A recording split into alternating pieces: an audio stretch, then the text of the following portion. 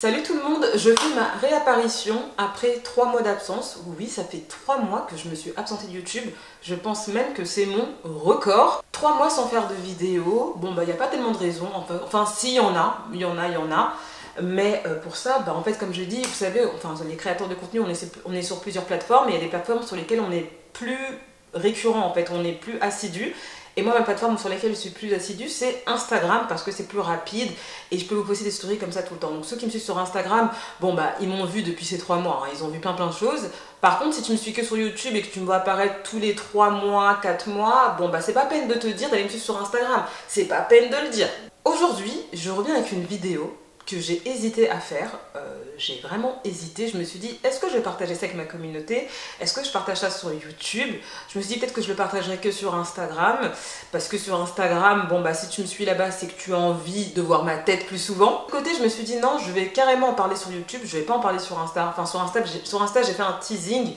J'ai pas réellement dit ce qui s'est passé. Et je me suis dit j'allais en faire une vidéo YouTube parce que c'est intéressant aussi de voir cet aspect aussi de la nouvelle aventure que je vis. Hein, parce que pour ceux qui savent pas, j'ai ouvert une agence de voyage. Donc voilà, pour ceux qui sont pas encore à la page, qui me regardent de loin sur YouTube ou qui se sont arrêtés peut-être à 2020. Hein, entre temps, il s'est passé plein de choses. Je sais qu'il y a beaucoup de gens qui m'ont dit waouh, t'as ouvert une agence de voyage. Il y a beaucoup de gens qui admirent mon courage et ce que je fais dans la vie ou même qui m'envient.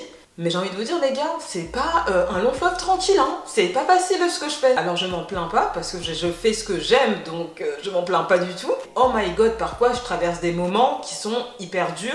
Et j'en ai traversé un dernièrement, donc c'était pas plus tard qu'au mois de juillet justement, donc c'est une histoire très récente.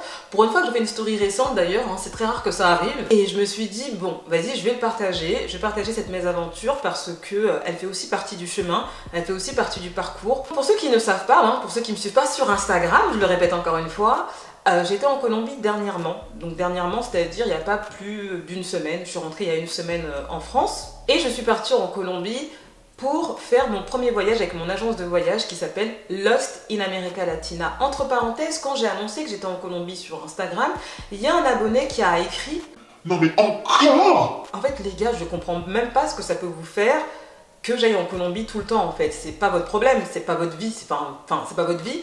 Et de deux, je travaille maintenant. Maintenant, la Colombie, pour moi, c'est une rentrée d'argent. J'ai des clientes à emmener en Colombie. Je fais un voyage en Colombie sur mesure. Donc maintenant, je travaille. Donc si tu me vois en Colombie, tu dis « Encore !» En fait, il s'agirait de grandir. Vous voyez ce que je veux dire ou pas? Il s'agirait de grandir, qu'il y a des gens qui ont su rebondir sur les opportunités que YouTube leur a données. Enfin, que je me suis créée. Bref, ça c'est qu'une parenthèse. Donc j'avais mon premier voyage avec mon agence de voyage qui s'appelle Lost in America Latina vers la Colombie. Si tu ne connais pas mon agence de voyage, je propose des voyages de groupe féminins en Amérique latine. Donc je fais le Brésil, donc au Brésil on fait Rio ou Salvador da Bahia. En Colombie on fait Medellín et Cartagène. Et au Mexique on fait toute la côte caribéenne du Mexique. Oui, parce que j'ai aussi ouvert le Mexique qui va commencer au mois d'octobre et on va faire le premier voyage à l'occasion de la fête des morts au Mexique. Je t'invite vraiment à aller voir mon compte Instagram Lost in America Latina parce que si tu es intéressé par les voyages de groupe féminin, je t'invite vraiment à aller voir ce qui s'y passe. Et si tu veux voir le programme et tout ça, je t'invite à aller sur mon site internet qui s'appelle Lost in America Latina qui est en barre d'infos. Donc c'était le premier voyage en Colombie. Et de base, je ne devais pas y aller. Il faut savoir que ça fait 10 mois que j'ai commencé les voyages, donc ça fait un peu moins d'un an. C'était mon 6e voyage. Je peux vous dire que j'ai bien carburé, j'ai enchaîné les voyages. Et il faut comprendre une chose, c'est que tous les voyages que je propose ne sont pas sur la même thématique. En fonction des destinations où on va, c'est pas la même chose. Donc il faut vraiment que tu ailles lire mon site internet pour comprendre à quoi correspond un voyage en fait. C'est vraiment important d'aller regarder le site internet et aussi écouter le retour des participantes. Parce que certaines veulent bien faire un retour caméra pour vous aiguiller et pour vous aider et pour vous faire comprendre aussi le fonctionnement de Lost in America Latina. Donc c'était le premier voyage en Colombie. Une chose importante, c'est que je ne devais pas y être parce que j'ai déjà une équipe sur place. Donc je n'avais pas besoin d'aller pour ce voyage. J'ai déjà les guides francophones, j'ai les chauffeurs, j'ai les cuisiniers, j'ai tout ce qu'il faut pour votre voyage.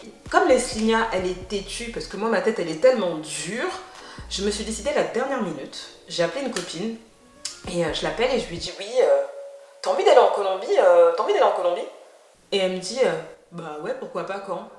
Bah je lui dis bah vas-y au mois de juillet, parce qu'en fait j'ai un voyage de groupe et comme ça bah si tu viens bah tu as un voyage, tu crois qu'un voyage à l'œil. Voilà, clairement je t'invite au voyage. Mais là ma copine je l'ai invitée à ce voyage et du coup elle m'a dit bah vas-y on y va, je viens. Du coup on a acheté nos billets d'avion et on est parti en Colombie. On est parti à l'avance en Colombie, on est parti une semaine, enfin 5 jours avant que le voyage commence. Parce qu'on a aussi un décalage horaire de 7 heures, c'est pas rien, c'est énorme. Et puis j'avais énormément de choses à faire, donc les filles elles arrivent, donc les gens avec qui je travaille, et même d'autres gens en dehors de Lost in America Latina que je devais voir en fait. Donc j'avais énormément de choses à faire en 5 jours. Voilà, ça c'est la première chose que je dépose là dans l'histoire. Il faut savoir que depuis 1 an et demi, ma vie est un sprint, je fais que de courir. Et voilà, je fais que de courir, et c'est-à-dire que par exemple, j'ai commencé mes voyages de Lost in America Latina en septembre 2022, ensuite j'ai enchaîné en novembre, ensuite j'ai enchaîné en décembre jusqu'au mois de janvier, je suis rentrée en France en janvier, début janvier, je crois que je suis rentrée le 5 ou je sais plus. Je rentre en France, je suis complètement cabossée par la life, fatiguée, parce que j'avais enchaîné plein de voyages. J'étais rentrée en France surtout, c'est parce que je devais aller en Côte d'Ivoire. Hein, pour ceux qui suivent un peu ma chaîne, je suis partie en Côte d'Ivoire en début d'année, donc c'était en février. Je vais en Côte d'Ivoire, là-bas je me repose absolument pas. Et puis je rentre en France et je décide comme ça sur un coup de tête. J'avais un voyage au mois d'avril à Rio. Et je me suis dit, mais pourquoi pas en mars j'irai en Colombie. Donc ça veut dire que je rentre de Côte d'Ivoire et j'enchaîne avec la Colombie, donc en mars, pour préparer le voyage des filles qui allait commencer le 11 juillet. Et du coup voilà, donc je suis partie en Colombie, c'était speed, c'était pas prévu, j'ai décidé d'y aller 2 semaines avant de partir, voilà comme ça, boum. Je voulais être sûre que tout soit prêt avant qu'elles arrivent, hein. Pour moi c'est très important, on va pas commencer à ramener les gens dans des trucs où c'est pas organisé là, on va pas commencer à faire des trucs bizarres comme ça. Donc j'y vais, donc je suis allée pour 2 semaines et c'était la course. J'étais hyper épuisée de tout ce que j'avais fait avant, donc tous les voyages que j'ai fait avant avec les filles. Ensuite, le fait que je sois allée en Côte d'Ivoire. Voilà, c'était peut-être un peu trop pour mon petit corps d'1,58 m et de 59 kg. C'était peut-être un peu trop là. Mais bon, comme dans ma tête, je pense que je suis de fer, de métal et que voilà, j'ai la force absolue incarnée. En fait, je me suis pas rendu compte que mon corps il était en train de clairement fatiguer en fait. Alors, je me suis pas rendu compte que prendre des vols de 10 heures, de 12 heures, d'accompagner des filles, faire des voyages, d'avoir aussi plein d'imprévus, plein de choses à gérer, je me suis pas rendu compte vraiment que mon corps était en train de fatiguer. Du coup, ce qui s'est passé, c'est que ensuite j'enchaîne avec le Brésil. Donc j'avais un voyage à Rio au mois d'avril.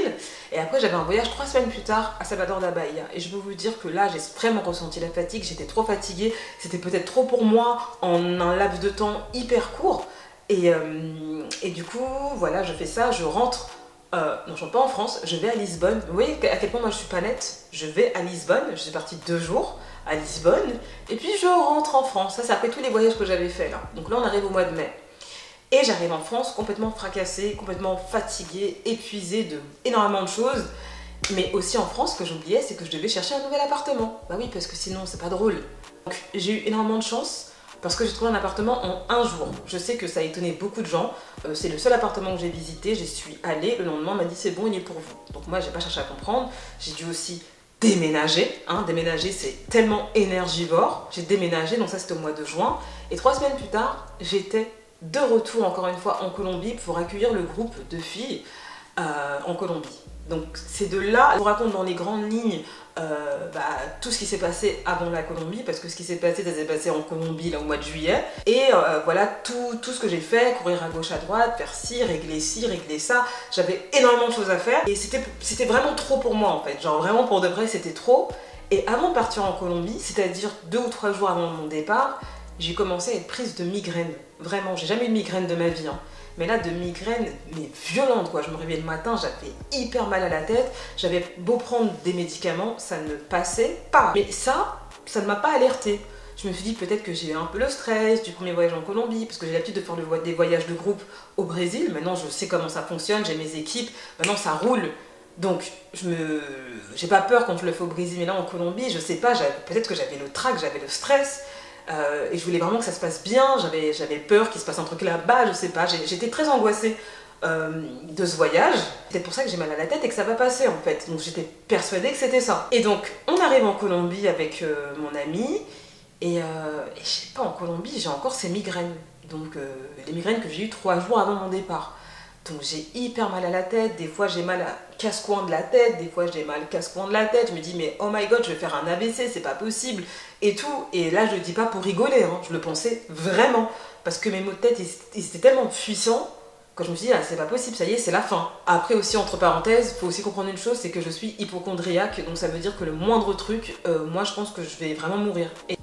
Donc voilà, on arrive en Colombie, j'ai mal à la tête, je dis à ma copine j'ai mal à la tête, et le fait d'avoir autant mal au crâne, ça a diminué mon appétit en fait, j'avais de moins en moins faim.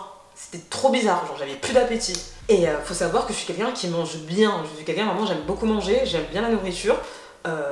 Moi si je mange pas je suis de mauvaise humeur, donc vraiment j'aime vraiment la bouffe. Et si je mange pas, c'est vraiment un signe que ça ne va pas, mais pour de vrai genre. Et du coup voilà, les jours passent et tout, et je sais pas, je me sens pas bien. Voilà, je me sens pas bien et tout, et je me dis oh, ça va passer. C'est peut-être la fatigue, c'est peut-être le jet lag, parce qu'il faut comprendre qu'en Colombie on a 7 heures de décalage horaire avec la France. En France il y a 7 heures en plus, enfin d'avance en fait.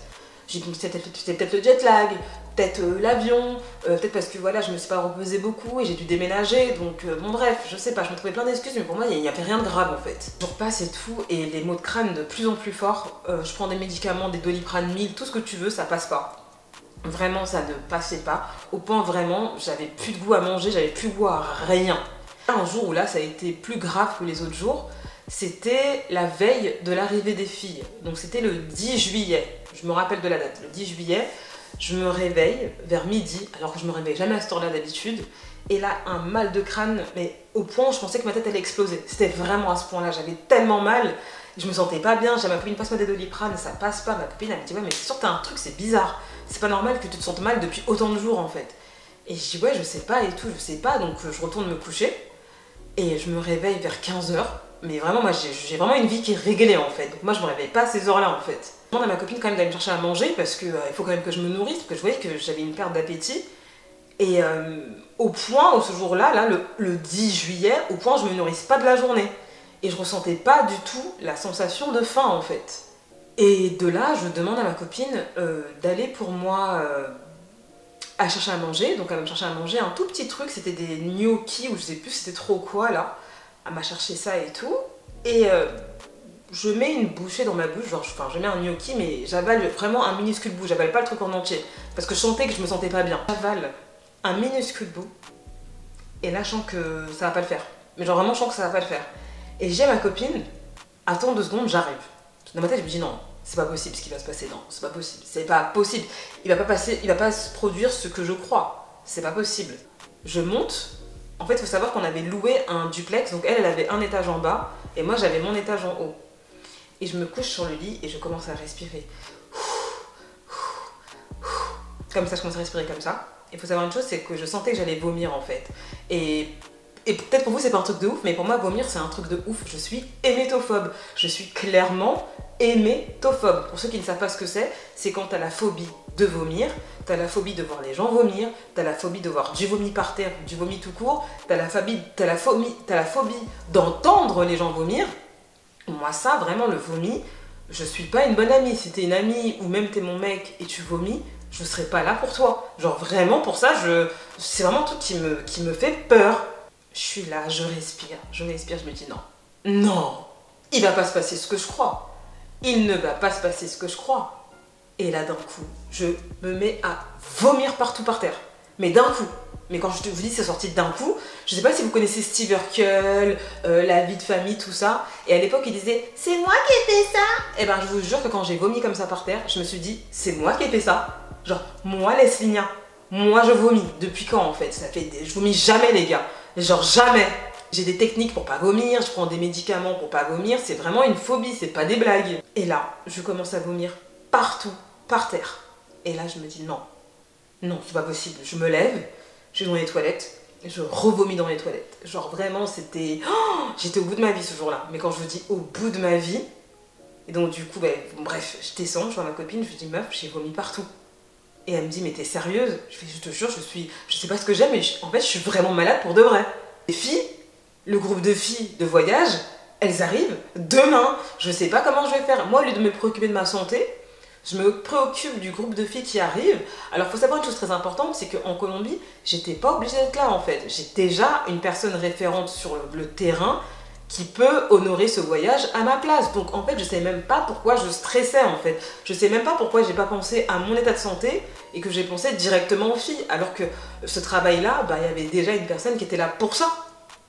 Donc je comprends pas, je comprends pas. J'ai décidé de me reposer toute la soirée, de me reposer, de pas manger, de boire beaucoup d'eau. Voilà, d'essayer de me détendre parce que je me suis dit peut-être que c'est le trac, le stress, j'en sais rien en fait. Il fallait que je me détende et que voilà.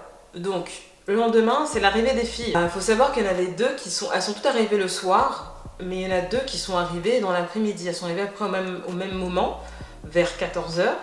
Et je suis allée dans la maison des filles parce qu'il faut comprendre aussi une chose, c'est que je ne vis pas avec les filles. On vit pas dans la même maison. Par contre, je vis toujours dans le même quartier qu'elles. Donc, c'est-à-dire que je peux toujours aller à pied chez elles ou en Uber un maximum de 10 minutes. Je suis toujours pas très loin, mais je ne vis pas sous le même toit que les filles. C'est vraiment un choix que j'ai décidé de faire, de prendre dans mon agence de voyage. Je pense je peux pas mélanger travail et participante et cliente en fait. Je suis quand même quelqu'un qui me suis fait connaître sur les réseaux sociaux. Je me suis fait connaître sur YouTube. Et les filles me connaissent un peu avant de commencer le voyage. Je veux pas qu'il y ait des choses bizarres. Je suis allée dans leur maison avant qu'elles arrivent. Et j'étais tellement faible que quand elles sont arrivées, j'étais couchée en fait. Non mais vraiment, j'étais couchée. Tellement que j'étais faible, tellement que j'avais pas de force en fait. Du coup, il y a deux filles qui sont arrivées et je leur ai dit, écoutez, il y a la cuisinière qui va arriver. Il y a le guide référent qui arrive aussi, qui est en route. Et moi, par contre, je dois aller aux urgences parce que je suis très malade, je sais pas ce que j'ai plus de force au point où je vous accueille alité. Enfin, c'est quel genre d'accueil en fait. Il faut absolument que j'aille aux urgences parce qu'il faut que je sache ce que j'ai, mais en tout cas, je vais revenir. Donc, elles ont dit, il n'y a pas de souci et tout. Je tenais même pas debout, les gars. J'étais d'une extrême faiblesse, mais genre vraiment. Ma copine, elle m'emmène à l'hôpital. On va à l'hôpital, on va aux urgences, donc on est parti dans une clinique privée parce qu'il faut comprendre aussi que j'étais en Colombie, j'étais pas en France. Si tu veux être traité assez rapidement, vaut mieux payer le prix et aller dans le privé. On m'a recommandé une clinique apparemment qui est hyper bien à Medellín et je suis allée dans cette clinique là et donc j'arrive, la dame de l'accueil me dit pour être comment on dit, attendé, pris en charge, il faut payer 1 million de pesos colombiens. Je sais pardon, ça fait à peu près 220 €. Je lui ai dit, pardon? Oui, il faut payer 1 million de pesos, sinon on peut pas juste écouter ce que vous avez. En même temps, la santé, ça n'a pas de prix. J'ai payé. On m'a emmené voir un médecin. Donc en fait, dans cette clinique-là, tu es prise en charge très rapidement. On m'a emmené voir un médecin. Donc j'ai dû expliquer mes symptômes et tout. Donc voilà, je leur disais que j'avais une extrême faiblesse, que j'avais des vomissements, que j'avais des migraines, des fois elles étaient de ce côté-là, des fois elles étaient de ce côté-là. Carrément, une fois j'ai une migraine tellement forte que vous voyez quand vous appuyez sur vos yeux là, ça fait de la lumière bizarre. Et bien j'avais carrément ça dans l'œil toute la journée. Tellement que la migraine elle était violente. Elle m'ausculte, elle regarde, elle dit tout va très bien et tout, nanana. On va vous faire voir un autre médecin. Donc je vais voir un autre médecin, je lui redis mes symptômes et je lui dis surtout que je prends des comprimés qui sont forts et qui ne font pas passer ma migraine en fait. Ça ne fait pas passer ma migraine et tellement que j'ai la migraine que ça me procure des vomissements en fait, mais des vomissements assez violents. Et elle me dit d'accord et tout, nanana, ok, on va vous mettre sous perfusion. Sous perfusion, je n'ai jamais été de toute ma vie sous perfusion, je ne sais pas ce que c'est une perfusion. Moi j'ai très peur des aiguilles, j'ai peur des aiguilles quand on me pique en mode prise de sang. Si on me fait un vaccin, j'ai pas peur, mais si on me fait en mode prise de sang, là, par contre, j'ai peur. J'ai clairement peur, j'aime pas ça du tout, j'aime pas qu'on touche mes veines, mais tranquille. Donc, elle m'enfonce une aiguille, ils me mettent 2 poches remplies d'un médicament, de l'eau, et je dois attendre comme ça pendant 2 heures.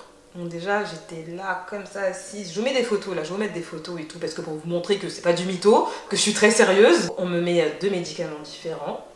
La médecin, elle s'approche de moi au bout d'1 h 30, et elle m'a dit, comment vous allez? J'ai dit, en fait, je me sens toujours mal, en fait. Et elle me dit, no te quito el dolor de cabeza. Et là, je dis, non, toujours pas, en fait. J'ai toujours cette douleur dans la tête, en fait. Elle me dit, ok, on va mettre un médicament encore plus fort. Tout ça, ça a duré 3 heures, hein. J'en pouvais plus, j'étais là, j'étais assise.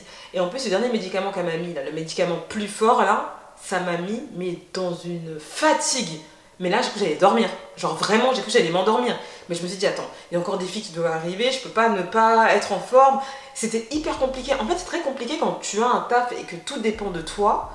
C'est très compliqué de lâcher prise, en fait. Je me dis, en vrai, de vrai, j'aurais pu lâcher prise. Il y avait mon guide référent qui parle français qui était là. Mais j'ai pas réussi en fait. Genre j'ai pas réussi, je sais pas pourquoi j'ai pas réussi. Au bout des 3 heures de 3 poches de médicaments différentes, bah oui, la douleur de ma tête elle est partie. On m'a donné une liste de médicaments à prendre, j'avais un traitement pendant 5 jours pour traiter ça. Je suis partie, j'ai même pas acheté les médicaments que je suis retournée directement chez les filles. Je suis retournée chez les filles, elles n'étaient pas encore toutes arrivées, il y a la cuisinière qui était là, qui avait commencé à faire à manger. Donc la cuisinière elle me sert à manger et elle m'a fait vraiment un plat typiquement colombien. Et dans le plat, il y avait de l'avocat. Pour ceux qui connaissent les plats colombiens, il y a souvent de l'avocat dedans. Et là, je mange un bout d'avocat. Les gars, je croque un bout d'avocat. Je sens que je vais revomir. C'est reparti pour un tour. C'est reparti. Et là, mais vraiment un bout minuscule comme ça. Hein. Je l'avale. Je sens que ça va pas. Je me lève, je vais aux toilettes. Donc là, on était chez les filles, hein, la maison des filles. Le voyage a commencé ce jour-là. Et là, je revomis encore. Et je vomis. Je vomis ce que je n'ai même pas mangé de la journée. Je fais que de vomir. Je me dis, mais c'est pas possible. Mais qu'est-ce que j'ai? Mais qu'est-ce que j'ai fait au bon Dieu pour tomber malade ce jour-là? C'est pas le moment en fait. C'est vraiment pas le moment. Là, c'est le moment où je dois être en forme en fait. C'est pas le moment. J'ai dit à ma cuisinière, enfin, Adi, elle s'appelle Adi. J'ai dit, Adi, je ne peux pas manger. Mon corps refuse. La nourriture, c'est pas possible, je ne peux pas manger. Après ça, en fait, il y avait un mec qui était avec nous aussi. C'était le pote du guide référent des filles. Il est parti acheter des médicaments que je n'avais pas acheté en sortant de l'hôpital parce que ma seule préoccupation, c'était de recevoir les filles qui arrivaient. Hein, c'était ma seule préoccupation. C'était pas mon état de santé, ma préoccupation. Hein, c'était les filles qui arrivaient. Et voilà, et après, elles sont toutes arrivées, tout ça, parce qu'elles sont toutes arrivées en même temps, le reste. Et j'étais vraiment pas en forme en fait. J'étais là, mais comment je vais tenir ce voyage? Mais je crois que je vais pas pouvoir le faire. Enfin, je crois que je vais pas pouvoir le faire. Je suis trop mal en point. C'est pas possible. En fait, je sais pas par quelle force j'ai pu faire ce voyage-là, mais je suis restée au voyage avec les filles jusqu'au bout. Alors, j'en ai payé le prix, je tiens à le dire. J'aurais pas dû rester sur ce voyage-là, clairement, parce que la santé, c'est plus important que tout. J'ai pas écouté ma santé, je ne mangeais pas, donc c'est-à-dire pendant ces 10 jours-là, je ne m'alimentais pas. Faut savoir que je suis une grande mangeuse, donc si je mange pas, c'est qu'il y a vraiment un problème. Je mangeais que liquide et je sais qu'il y avait une des voyageuses qui avait ramené plein de médicaments contre le vomi, là, les Vogalib, tout ça, là. Je lui ai tout pris. Clairement, j'ai pris tous ces médicaments, voilà. Parce que si j'en prenais pas, j'allais vomir dans la journée. Donc il fallait absolument que j'ai un Vogalib sur moi parce que vraiment, j'avais le vomi facile. Du coup, on a fait le voyage de Medellín. On est parti aussi à Carthagène des Indes. Je t'invite vraiment à aller regarder sur mon compte Instagram si t'es intéressé par ces voyages-là. Donc on a fait toutes ces destinations-là. Moi j'étais vraiment mal en point, malade comme jamais. J'ai perdu 4 kilos en l'espace de 2 semaines. C'est énorme. Surtout que moi je fais pas de régime. Moi je suis quelqu'un qui a cherché toute ma vie à prendre du poids. Là j'étais arrivée à un poids qui était très bien. Donc je fais 1m57. Je suis 1m57 pour presque 60 kilos. 59. Donc j'avais vraiment le poids, mon body goal, que bien sûr j'ai perdu. Hein. Là mes bras ils sont tout maigres. Enfin ils sont pas tout maigres mais ils sont plus gros que ça mes bras. J'ai perdu de ouf. Et en fait, voilà quoi. Et en fait le fait de aussi être malade, ça me stressait parce que je savais que j'allais perdre du poids. Et je savais que perdre du poids, ça allait me stresser. Mais aussi d'un côté, c'est aussi un peu de ma faute. Parce que j'ai pas mis le haut là. J'ai pas pris de recul. Je me suis pas dit, écoute, ce voyage-là, bah, je serai pas présente. Je laisse Ferney gérer ce voyage-là. Non, j'ai fait la warrior. J'ai dit non, je vais avec elle à Carthagène. Je reste avec elle à Medellín. Voilà, on fait ci, on fait ça. Même si je suis malade, ça va passer. Non, c'est pas passé en fait. C'est pas passé. Au point où j'ai pris mon billet de retour pour rentrer en France. Je n'ai pas mangé. Je n'ai mangé rien dans l'avion parce que je voulais vomir. C'est pas passé. Mais très bizarre, depuis que je suis rentrée en France, en fait, j'ai retrouvé l'appétit. Je n'ai plus jamais eu envie de vomir. Et là, je remange normalement. Donc c'est quand même assez bizarre. Alors peut-être que c'est dû à mon surmenage parce que je me suis beaucoup surmenée ces derniers mois. J'ai pas respecté mon corps. Et c'est grave. Et je me dis que mon travail ne doit pas me rendre malade. Je ne dois pas me rendre malade pour mon travail. Sachant qu'aujourd'hui, je suis en capacité de déléguer en fait.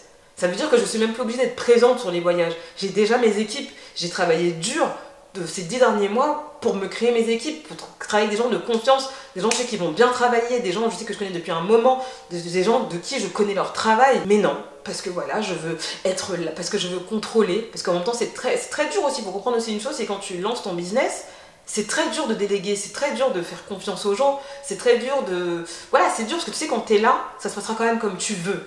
t'as l'œil sur ce que tu proposes, tu vois ce que je veux dire? Tu veux perdurer dans ton business, bah, il faut que tu saches déléguer aussi. Et c'est ce que cette expérience, cette mésaventure m'aura apprise. C'est qu'il faut que j'apprenne à déléguer, que c'est primordial, que c'est important, que je ne suis pas superwoman, que ces dernières années, ça a été très intense ma vie en termes professionnels. Je m'en plains pas parce que je suis en train de construire quelque chose quand même de grand qui a commencé avec YouTube. J'aurais jamais pensé qu'à un moment dans ma vie, j'aurais pu faire tout ça, jamais j'aurais cru. Et c'est grâce à YouTube, tout ça, c'est grâce à la visibilité que je me suis donnée, parce que clairement, quand tu t'exposes sur les réseaux, c'est toi qui décides de t'exposer. Donc c'est la visibilité que je me suis donnée moi-même, et c'est aussi le fait que j'ai tout le temps été sérieuse et tout le temps été en cohésion, en accord avec ce que je dis sur les réseaux, que ça a donné confiance aux gens, de me faire confiance, de me suivre au Brésil, de me suivre en Colombie, et bientôt de me suivre au Mexique. Parce que les gens ils disent voilà, Lesenia Luberto, on l'a connue vraiment avec l'Amérique du Sud, on sait de quoi elle parle, elle est cohérente. Et je trouve que pour lancer un business, bah, t'es obligé d'être cohérent en fait. Pour moi c'est dur de déléguer, mais cette aventure m'a montré que c'était le moment opportun pour déléguer en fait, et que si je voulais perdurer dedans, il fallait pas que j'esquinte ma santé. Ça en vaut pas la peine d'esquinter sa santé comme ça, de se mettre autant de stress, autant de charge mentale sur les épaules. Enfin, c'est pas normal en fait. Genre, là, c'est mon corps qui m'a dit stop. Genre, stop. T'as la capacité de déléguer. T'as de la chance de travailler avec des gens quand même qui sont sérieux et qui sont déjà dans le milieu du tourisme. Bah, délègue en fait. Ça y est, tu peux pas tout faire. Tu peux pas être au four, au moulin, à la casserole, à la marmite en même temps. C'est pas possible. Sinon, tu vas clamser avant l'heure. C'est pas possible. Donc, apprends à prendre du recul. Apprends à travailler avec des gens de confiance. Et ces gens de confiance-là qui sont déjà sur place et en plus qui parlent ta langue, donc ça veut dire qu'ils parlent la langue de tes participantes, laisse-leur ce travail-là. Après cette mésaventure de surmenage, de prendre plus soin de moi, de lâcher du lest, d'être moins stressée, parce que oui, c'est une aventure, on va pas mentir, qui est stressante. Elle est stressante parce que j'ai beaucoup de responsabilités sur les épaules et elle est stressante, mais j'ai pas non plus à me stresser comme ça en fait, parce que les gens ils viennent juste pour passer un bon moment, ils viennent juste pour que tu répondes à ce que tu proposes sur ton site internet. Donc tant que tu réponds à tout, bah t'as rempli ta mission au final. Donc voilà, je suis rentrée, je vais mieux, je vais beaucoup mieux, et j'irai quand même faire des tests, je vais beaucoup mieux, mais je pense que vraiment c'est le surmenage qui m'a envoyé à l'hôpital quoi, clairement. Enfin voilà, de toute façon moi c'est simple. Moi, je tombe pas malade. Mais les fois où je tombe malade, je vous jure que je mens pas, je finis toujours à l'hôpital. Toujours, ça se termine jamais bien. Jamais. Les rares fois où je tombe malade, ça se termine toujours à l'hôpital. Jamais je peux être en paix avec ça. Donc voilà. Donc voici ma mésaventure. Ça fait aussi partie, c'est une de mes mésaventures dans dans mon activité d'agence de voyage, parce que voilà, c'est un très très gros projet. Peut-être que celles qui me suivent sur Instagram, bah, elles voient les filles danser, s'amuser, être contentes, faire des retours positifs, et que vous pensez que genre c'est des vacances pour moi. Pour moi, c'est une charge de travail qui est énorme. Alors je travaille pas toute seule dessus à 100% parce que c'est pas possible.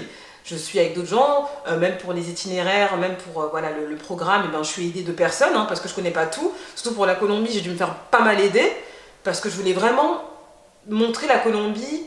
Là, c'est que 9 jours, mais 9 jours, c'est aussi beaucoup. Mais je voulais vraiment montrer la Colombie en un laps de temps assez court, mais vraiment hors sentier battu. Alors, il y a forcément des choses touristiques qu'on a faites, mais il y a plein de choses, je peux vous dire que les filles, si elles n'étaient pas passées par moi, elles ne l'auraient jamais vu. Je vous le dis honnêtement. Et pour ça aussi, il a fallu que je m'entoure pour avoir des bonnes idées. Donc, je me suis entourée d'un guide qui est à Carthagène et un guide qui est à Medellín. Et voilà, et qu'on ait pu avoir... ce voyage pour moi qui a été incroyable. C'est le voyage le plus complet que j'ai proposé sur l'Océan América Latina. Ça veut pas dire que mes voyages au Brésil ils sont pas complets, hein, c'est pas ce que je dis. Mais là en Colombie, vu qu'on a fait 2 destinations différentes, on a fait Medellín plus Carthagène, je peux vous dire que c'était vraiment un voyage complet. Les filles elles ont vu 2 aspects de la Colombie mais complètement différentes. Et c'était un voyage incroyable, c'était un très beau voyage, et je me dis que franchement la Colombie elle mérite vraiment d'être connue, hein, mais vraiment, et que les gens devraient plus se lancer, parce que vous savez pas à côté de quoi vous passez, hein, mais genre vraiment. Voilà, c'était tout pour moi pour aujourd'hui. J'ai pas grand chose à te dire, n'hésite pas à me dire en commentaire si toi aussi t'es quelqu'un qui stresse beaucoup, qui veut donner beaucoup de ta personne et voilà, parfois ta santé elle peut en prendre un coup. Aussi si t'as des conseils pour prendre du recul. Bon, même maintenant j'ai pris du recul, hein, clairement, vu que je tombais malade, voilà, ça m'a calmé. Mais n'hésite pas à faire part aussi de toi, de tes expériences. Si tu es aussi à ton compte et que pour toi, c'est voilà, tu as aussi beaucoup de stress, et du coup, parfois, bah, ta santé elle peut en pâtir et il faut faire attention. N'hésite pas à partager ton expérience dans les commentaires, je me ferai un plaisir de vous lire. J'espère être beaucoup plus assidue sur YouTube, je l'espère. Surtout pas de me suivre sur mes 2 comptes Instagram, donc sur mon compte principal qui est Lesnia Luberto pour avoir des nouvelles de moi de manière plus récurrente que YouTube qui est parfois tous les 3 mois. Et si tu es intéressé par participer par mes voyages de groupe féminin en Amérique latine, je t'invite surtout à aller me suivre sur Lost in America Latina, c'est vraiment important. Alors certes mes comptes Instagram sont en privé mais j'accepte les gens. Mettre un like si la vidéo t'a plu et en attendant ma prochaine vidéo je te fais plein de gros bisous et je te dis j'espère à bientôt sur YouTube. Bye bye. Mouah.